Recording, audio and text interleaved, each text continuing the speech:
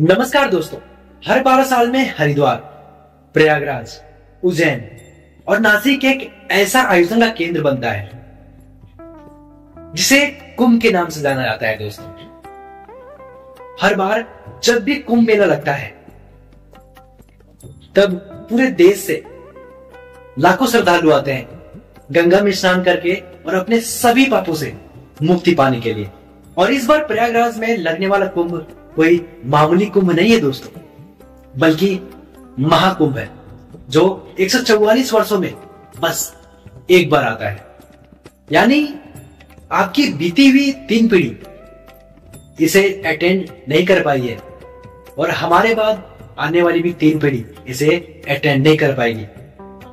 Basically देखा जाए तो 3 तरह के कुंभ होते हैं। अर्ध कुंभ जो 6 साल में एक बार आता है, पूर्ण कुंभ जो 12 साल में एक बार आता है और आखिर का होता है महाकुंभ जो कि ये दोनों कुंभ मिलके बनता है। महाकुंभ आता है 144 वर्षों में एक बार जो अभी चल रहा है। इस बार का ये कुंभ 13 जनवरी से 25 फरवरी तक हो रहा है। तो अगर आप इसे मानते हैं तो अपने फैमिली के साथ इसे दर्शन करने के लिए जरूर जाएं, क्योंकि यह मौका अगले 3 पीढ़ी को नहीं मिलने वाला दोस्तों। अब चलिए वहां की व्यवस्था के बारे में बात करते हैं। हमारे माननीय प्रधानमंत्री श्री नरेंद्र मोदी जी कुंभ चालू होने से पहले 5500 करोड़ के प्रोजेक्ट का उद्घाटन करवाया है और ये 5500 करोड़ वहां पे इंफ्रास्ट्रक्चर एंड एमिनिटीज के लिए वर्क कर रहा है। इस महाकुंभ में 2019 में 25 करोड़ लोग आए थे, जबकि 2025 में 40 करोड़ यात्री आए हैं। यूपी जल निगम ने 1250 किलोमीटर की पाइपलाइन बिछाई है, जिनमें से 85 वाटर बूथ्स और 200 वाटर एटीएम्स है। और आम जनता के लिए यहाँ पे टोटल 1.5 लाख टॉयलेट्स बनाए गए हैं दोस्तों। ये तो हो गई वहां की व्यवस्था के बारे में। अब बात करते हैं पब्लिक ट्रांसपोर्ट कि कैसे वहां पे लोग जा सकते हैं। अगर ट्रेन से जाते हैं तो कुल कितने ट्रेन वहां पे लॉन्च किए गए हैं कुंभ, स्पेशली कुंभ जाने के लिए।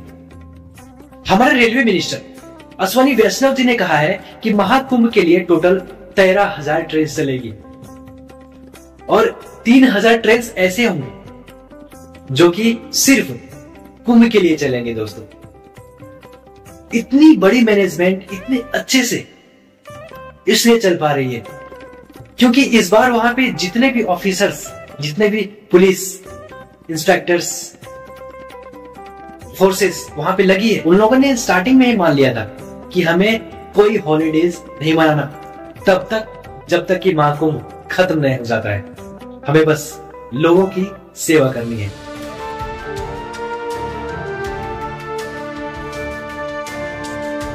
ये तो विश्व का सबसे बड़ा आयोजन है। पैरामिलिट्री के लोग आ भी चुके हैं, सेना के लोग यहाँ छावनी है और पूरी तरीके से इंटर डिपार्टमेंटल कोऑर्डिनेशन, सभी विभागों के कोऑर्डिनेशन से कार्य चल रहा है। इसके लिए हमारे इंटीग्रेटेड कंट्रोल रूम है। इस तरह के बड़े आयोजन होते हैं तो इस तरह के थ्रेट्स आते हैं, उसकी भी कैटेगराइज हम लोग देखते हैं कि कितनी क्या उसमें सच्चाई है। कि सारे रास्ते, सारी व्यवस्थाएं ऐसी की गई हैं कि आने वाले श्रद्धालुओं को कोई कठिनाई ना हो।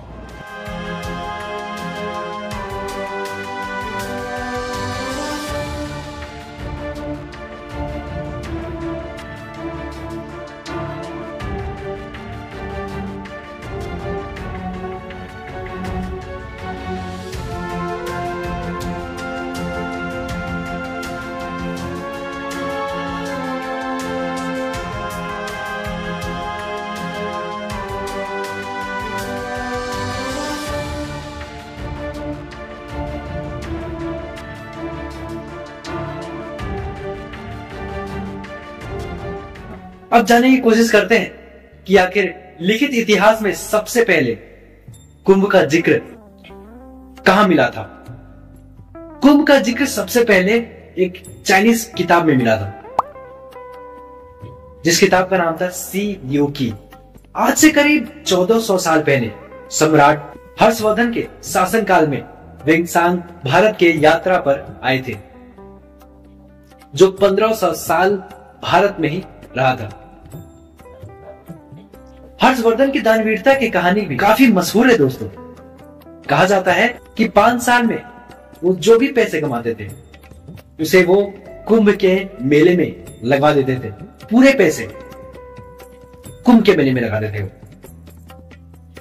एक कहानी है कि मुगल काल के दौरान जब अकबर ने अपना किला बनवाया था, उस वक्त उसने अक्षय वट को खत्म करने की कोशिश की थी और जड़ से उखाड़ देने के बाद भी अक्षय वट नामक पेड़ खत्म नहीं हो पाया था दोस्तों। माना जाता है कि कुंभ में स्नान करने के बाद अक्षय वट का दर्शन नहीं करने पर उस कुंभ की यात्रा नष्ट हो जाती है, उसका कोई फायदा नहीं होता। और इस वक्त ये अक्षय वट किला अकबर के किले में मौजूद है।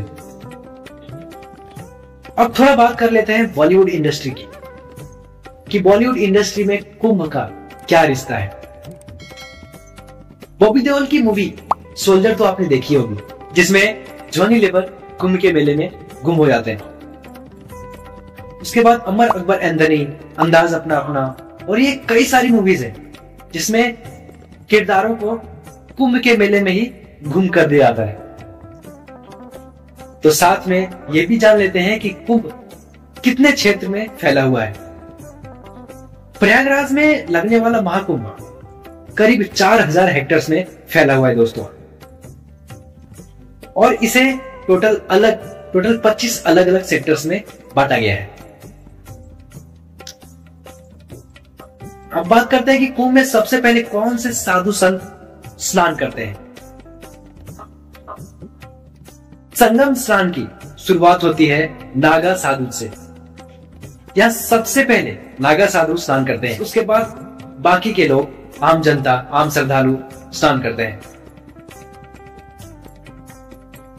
ये तो हुई महाकुंभ की बात, लेकिन यहाँ के तैयारियों से जुड़े आंकड़े के बारे में भी थोड़ा जान लेना चाहिए।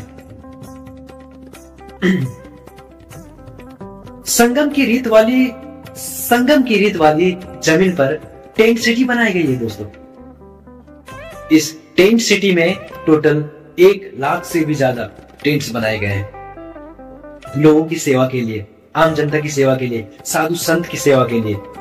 इस कुंभ नगरी की सुरक्षा के लिए 70 जिलों की पुलिस और स्पेशल फोर्सेस को तैनात किया गया है, ताकि मेले के दौरान किसी प्रकार की दुर्घटना ना हो जाए। तो ये थी कुंभ मेले से रिलेटेड पूरी जानकारी। और ये वीडियो अगर आपको अच्छा लगा हो तो वीडियो के नीचे कमेंट करें, ताकि हम ऐसी वीडियोस आपके लिए लाते रहें। फिर मिलेंगे अगली वीडियोस में, तब तक के लिए जय हिंद।